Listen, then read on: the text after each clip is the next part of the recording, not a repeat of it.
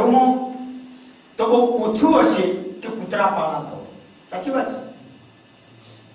આપણા ત્યાં કૂતરા બહુ પાળે નહીં. ઘણાના ઘરે હોય કૂતરા, પણ એ લોકો મસાઈલ પૂછી લેશે કે મોલાના અગર અમારે કૂતરું પાળવું હોય તો શું કરે? તો એના માટે હુકમ એ છે કે કૂતરું તમારા ઘરથી બહુ દૂર હોવું જોઈએ. કેમ કે ફરિશ્તા, જે ઘરમાં કૂતરું હોય, ફરિશ્તાઓ રહેમતના દાખલ નથી થતા. હું સવાલ કરું છું, ચાલો આપણે લોકો કૂતરું નથી પાળતા, પણ આપણને કૂતરાના બારામાં કઈ નોલેજ છે કે નહીં? દુનિયા કૂતરું કેમ પાળે છે? શું કારણથી? જવાબ આપો પ્લીઝ. હિફાજતના. લિયો હિફાજત ના કરી શકે આપણે? ટાઈગર હિફાજત ન કરી શકે આપણે? રીંછ અને ભાલુ આપણી હિફાજત ન કરી શકે? તો કૂતરું તમને દેખાડું? બીજું કોઈ જાનવર નથી કે છે કોઈ બીજું જાનવર? હજી જો એવું નથી.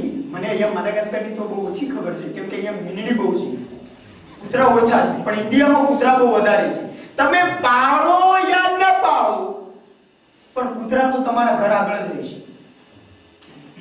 તમે ચાકમાં નાખો, બહાર પાણો પડ્યો હોય, એના ઉપર અગર કંઈક જમવાનું બચેલું હોય તો તમે એ જઈને એ પાણો પર નાખી દો, જેથી કરી એ કૂતરા ખાઈ જાય. પણ એ કૂતરા તો તમારા ઘરના આજુબાજુ જ રહેશે.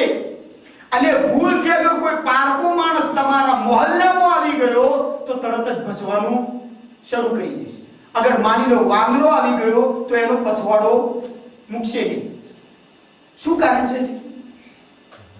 બસ ખાલી આપણને કૂતરું પાળતા જ આવડે છે, કૂતરું રાખતા જ આવડે છે. પણ જ્યારે જમાનાએ એના અંદર એક ખૂબી જોઈ. કઈ ખૂબી? કે ઇન્સાન સાથે વફાદારી કરી છે. ત્યારે છે કે નથી કરતું વફાદારી? કેમ વફાદારી ઇન્સાન સાથે કરી છે?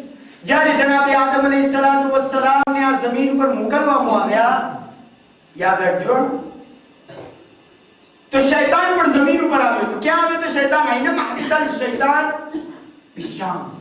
શામ એ તરત જ શ્રીલંકા પહોંચ્યું, સરંદીપ. અને ત્યારબાદ દુનિયાના જંગલમાંથી જાનવરોને ભેગા કર્યા અને કહ્યું કે મેં જન્નતમાંથી અબાદ તમારા માટે કુકડું લઈ આવ્યો છું, હાલો તમે જઈને એને ખાઈ લો. શૈતાનના સામે લિયો ને વાઘ ને રીંછ ને બધાય ફાડી કાઢવાવાળા જાનવરો આવી ગયા. હવે શૈતાન એમ સમજતો હતો કે હવે આદમને મારી નાખશે. તો એના મોઢામાંથી ફીણ નીકળી, થૂક, અને એ થૂક જમીન ઉપર પડ્યું. તો અલ્લાહ સુબ્હાનહુ તઆલા એ બંને થૂકના ટીપામાંથી બે પુત્રા પેદા કર્યા. એક નર હતું ને એક માદા.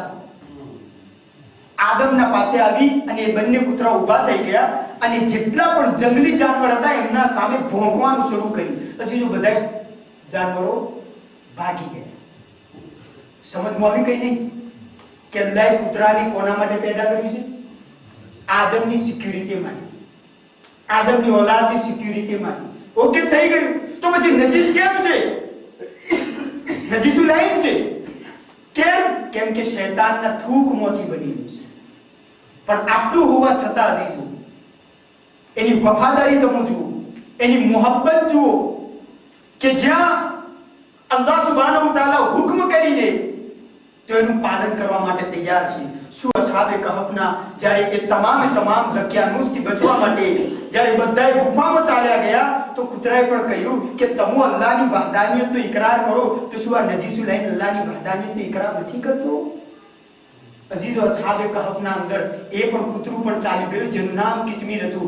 અલ્લાહે એના અંદર એટલી બરકત આપી દીધી કે અગર તમારું બગાજ તમે એરપોર્ટમાં નાખો, અગર તમારા માલને અગર તમે તમારા દુકાનમાં રાખો અને તમને ભય હોય, બીક હોય કે ચોરાઈ જશે, તો તમે એના ઉપર ફક્ત કિતમીર લખી દો. આંગ્લેમાં હોય, અરબીમાં હોય, ગુજરાતીમાં હોય, ફ્રેન્ચમાં હોય, મલગાસીમાં, કોઈ પણ. અલ્લાહ એના નામમાં એટલી બરકત આપી છે કે ક્યારે ચોરાય નહીં, ક્યારે ખોવાય નહીં, ક્યારે ગુમ નહીં થાય. કોના કારણે? ફક્ત એક અસહાબે કહફનો સાથ આપ્યો, વફાદારી. જનાબે રસૂલ અકરમ સલ્લલ્લાહુ અલૈહિ વ આલિહિ વસલ્લમ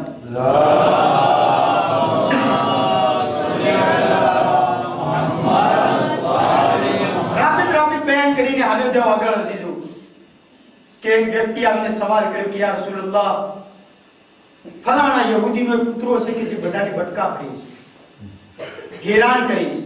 રસૂલ અકરમે યહૂદીને બોલાવીને કહ્યું કે તારું કૂતરું બટકા ભરે છે, હેરાન કરે છે.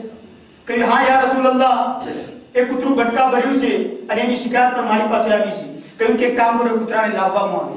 અઝીઝો કૂતરાને લાવવામાં આવ્યો અને રસૂલ અકરમે એ કૂતરાથી સવાલ કર્યો કે તું મને બતાવ કે તું બધાને બટકા ભરે છે. કહ્યું યા રસૂલલ્લાહ, મેં બધાને બટકા નથી ભર્યા, એકને જ બટકું ભર્યું છે. પણ ખોટી વાત મારા માટે ઉડાવવામાં આવી કે બધાને બટકા ભરે છે. કહ્યું કોણે બટકું ભર્યું? તો એ કૂતરાએ એ સહાબીનું નામ પણ આપ્યું અને કહ્યું યા રસૂલલ્લાહ, આ સહાબીને મેં બટકું એ માટે ભર્યું હતું કે મારા ઘર આગળથી વટાતો હતો તો એ ઇમામ અલી અલૈહિસ્સલાતુ વસ્સલામની ગીબત કરતો હતો અને મને ન પસંદ આવ્યું કે મારા મોલાની ગીબત કરી. અઝીઝો, અગર કૂતરાને પણ આ વાતની ખાતરી હોય કે ઇમામ અલી અલૈહિસ્સલાતુ વસ્સલામની વિલાયત, ઇમામ અલી અલૈહિસ્સલાતુ વસ્સલામની મોહબ્બત કેટલી મુકદ્દસ છે કે અઝીઝો, નજીસુલ ઐન કૂતરા પણ એ અલીની સાથે મોહબ્બત કરે છે. એટલું જ નહીં, પણ અગર અલીનો ચાહવા વાળો એને હુકમ પણ આપીને તો એ કૂતરો માનવા માટે તૈયાર છે. જનાબે બિલાલ, જનાબે સલમાન ફારસી જ્યારે મદાઈનમાં ગયા હતા તો મદાઈનના લોકો એમ સમજતા હતા જેવી રીતે હું પણ પોસિબલ છે વિચાર કર્યો છે, કેમ કે અક્ષરો બેસ્તરા મારી સાથે થતું રહે છે કે હું તન્નનર્યું જ્યારે અક્ષરો પડવા માટે આવ્યો હતો તો બધા એમ વિચાર કરતા હતા કે હશે કોઈ મોટા આગા, એમનું બહુ મોટું પેટ હશે અને બાદ પાડા જેવા દેખાતા હશે, મોટી દાઢી હશે, આગા અલી હુસૈન હશે. પણ જ્યારે જોયા તો જોતા તો નાનકડા છોકરા જેવા છે. તાજ્જુબથી સવાલ કર્યું કે આ શું મિંબર ઉપરથી પડશે? અઝીઝો,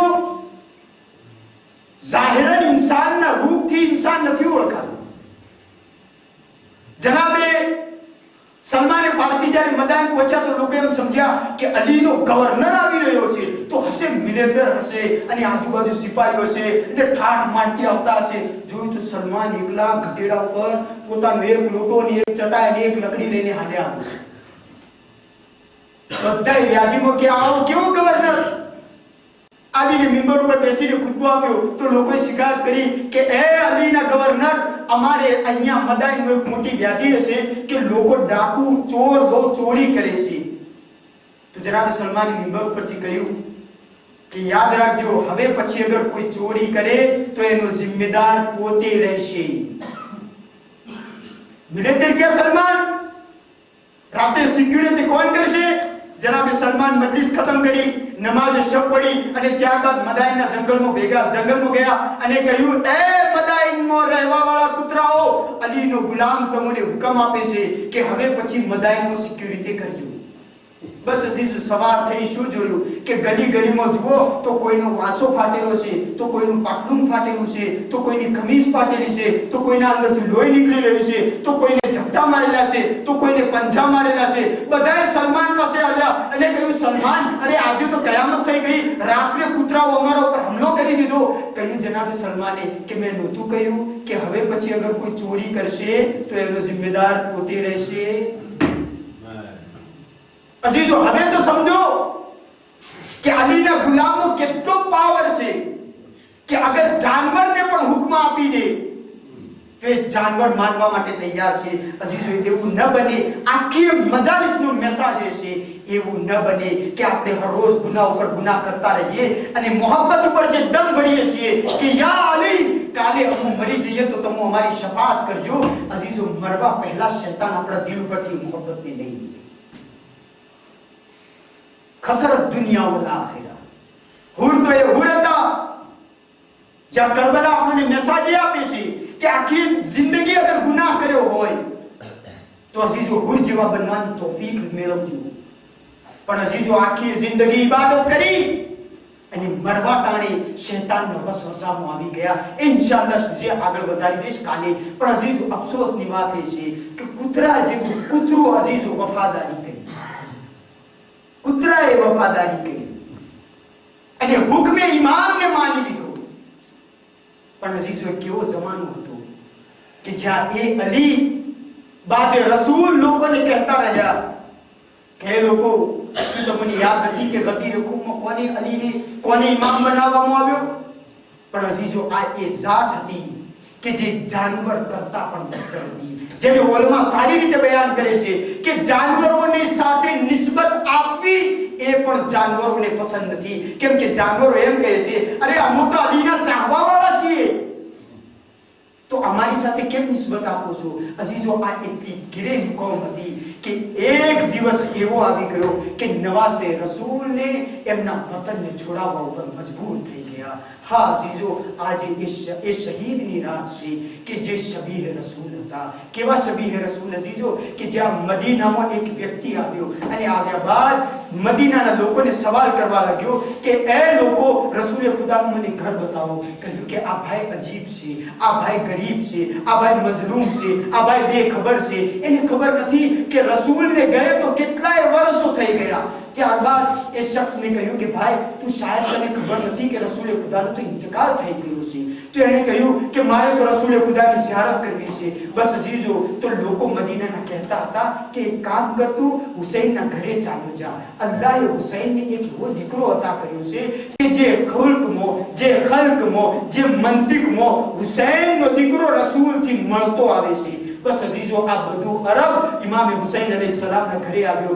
ઇમામને દક્કુલ બાપ કર્યો. ઇમામે કહ્યું કોણ ભાઈ? કહ્યું કે ઝાયરે રસૂલે ખુદા છું. બસ અજીઝો, જેવો ઝાયરે રસૂલે ખુદા કહ્યું, તરત જ ઇમામે પોતાના દરવાજાઓ ખોલ્યા અને કહ્યું આવો બે શું કામ છે? કહ્યું કે હું તમારા નાના રસૂલે ખુદાની ઝિયારત કરવા માંગુ છું. કહ્યું કે એમને તો ઘરે કેટલાય દિવસો થઈ ગયા. કહ્યું કે મેં સાંભળ્યું છે કે તમારા ઘરમાં અલ્લાહ એક એવો દીકરો અતા કર્યો છે કે જે રસૂલથી મુશાબિહત ધરાવે છે. કહ્યું કે હા. બસ અજીઝો, બેસાડ્યો, એને મહેમાન નવાજી કરી. ત્યારબાદ કહ્યું બહેન ઝૈનબ, અરે તારા લાલ અકબરનો ઝાહિર આવ્યો છે. અજીઝો, જનાબે ઝૈનબ જનાબે અલી અકબરને આ વાત તૈયાર કર્યા. ત્યારબાદ ઇમામ હુસૈન અલૈહિસ્સલામે બધું અરબને કહ્યું કે જો રસૂલ આવી રહ્યો છે. અજીઝો, પડદા પછવાડેથી જનાબે અલી અકબર વારિદ થયા. જેવા દાખલ થયા તો એ બધું અરબે શું જોયું કે જમીનની ફાંસી ઉઠીને અલી અકબરના કદમોના બોસા આપી રહી છે. જેવું જોયું તરત જ અલી અકબરને પોતાની છાતીથી લગાવી દીધા અને કહ્યું કે ખુદાયા, તે મને રસૂલની તો ઝિયારત નસીબ ન કરી, પણ આજે ફરજંદે રસૂલની ઝિયારત કરાવી કે જે હુબહુ રસૂલે ખુદાથી મળતો આવે છે. બસ અજીઝો, ઇમામ હુસૈન અલૈહિસ્સલામ આ મોહબ્બતને જોઈ રહ્યા હતા. ત્યારબાદ એ બધું અરબ જ્યારે સૈરાબ થઈ ગયો તો ઇમામ હુસૈન અલૈહિસ્સલામે કહ્યું મને બતાવ કે અલ્લાહ અગર તને આવો દીકરો આપે તો તું શું કરીશ? તો બધું અરબે કહ્યું કે મોલા, અગર અલ્લાહ મને આવો દીકરો આપે તો હું એને મારા આંખો ઉપર બેસાડીને રાખીશ. કહ્યું કે શું તને ગવાર હશે કે એના પગમાં કાંટો લાગે?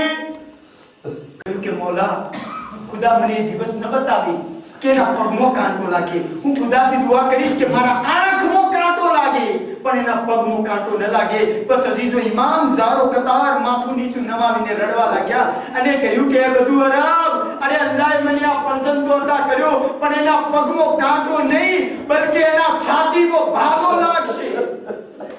મને બતાવ કે એ દિવસે તું શું કરીશ? કહ્યું કે ખુદાયા, તું મને એ દિવસ ન બતાવજે કે જે દિવસે આ જવાન દીકરાના છાતીમાં ભાગો લાગે. તો ઇમામ હુસૈન અલૈહિસ્સલામે કહ્યું હે બધું અરબ, અરે એ દિવસ નહીં પણ હુસૈન પોતાના હાથથી એ કડિયલ જવાનના છાતીમાંથી ભાલો પણ કાઢશે. અજરુકુમ અલ્લાહ, ખુદા તમને